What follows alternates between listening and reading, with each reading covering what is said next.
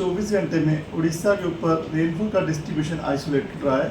सबसे अधिक वर्षा जो है रायगढ़ के भीषमकटक में 19.6 मिलीमीटर दर्ज की गई है। बात करते हैं मैक्सिमम टेम्परेचर की, तो हाईएस्ट मैक्सिमम टेम्परेचर पारलाखा मंडी में 39.8 डिग्री सेल्सियस दर्ज किया गया है।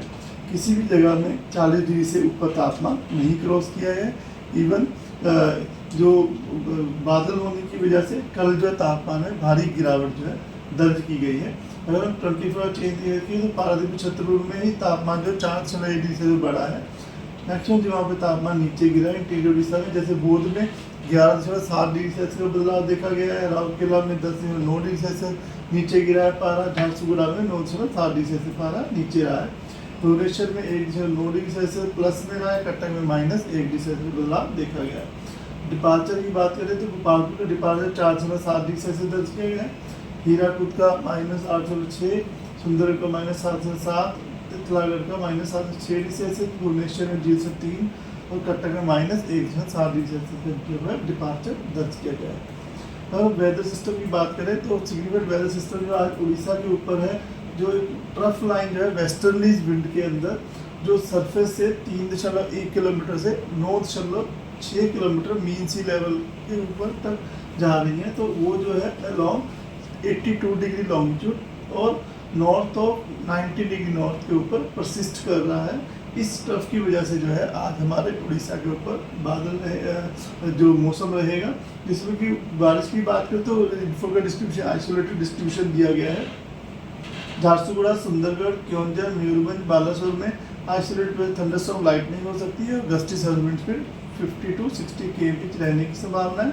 उसके अलावा जो संबलपुर जो हमारा संबलपुर अनुगुल, धेनकनाल, जाजपुर, भद्रक, केंद्रपाड़ा, इन सब डिस्ट्रिक्ट में गस्ती 40 to 50 km रहने की संभावना है।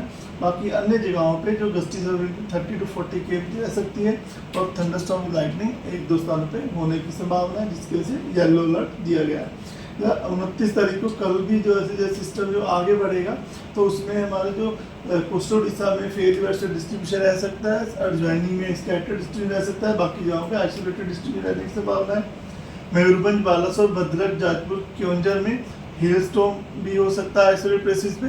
हैवी रेनफॉल की भी संभावना है और gusty surface wind speed 50 to 60 km रहने की संभावना है।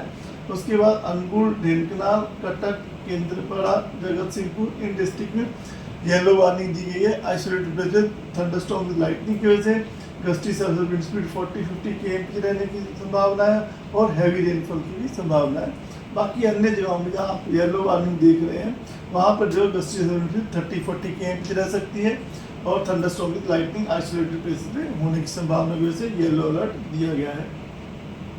डे 3 में जो है हैवी रेनफॉल के साथ gusty surface wind speed 40 to 50 km रह सकती है। मयूरभंज, बालासोर, क्योंझर, भद्रक, जाजपुर, केंद्रपाड़ा, जगत सिंहपुर, खुर्दा, कटक, नयागढ़, पुरी, गंजम, गजपति डिस्ट्रिक्ट में और बाकी जो जगह है वहाँ पर गस्टी सर्विस 30-40 km रह सकती है और वहाँ पे जो थंडरस्टॉर्म की लाइटनिंग के लिए येलो अलर्ट दिया गया है।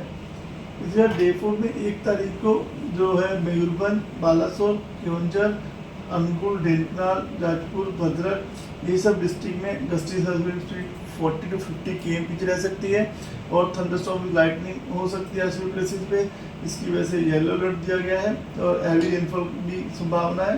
बाकी जो बचे हमारे कोस्टल डिस्ट्रिक्ट्स हैं उसमें जो है गस्टी स्पीड 30-40 km के साथ थंडरस्टॉर्म विद लाइटनिंग होने की संभावना से येलो अलर्ट दिया गया है।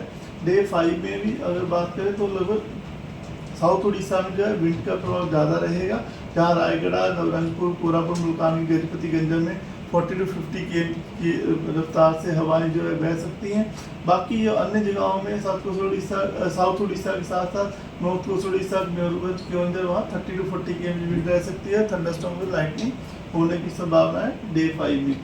इसके बाद डे 6 और 7 में जो है जो रेनफॉल की गति लाइट टू मॉडरेट कैटेगरी में बनी रहने की संभावना है। और टेम्परेचर फोरकास्ट की बात करें तो अभी जो है जैसे अभी नो लार्ज चेंज कैटेगरी में रहेगा अगले 5 दिन तक तापमान। उसके बाद में 6वें-7वें दिन में 2 से 4 डिग्री सेल्सियस तक तापमान में बढ़ोतरी होने की संभावना है। धन्यवाद।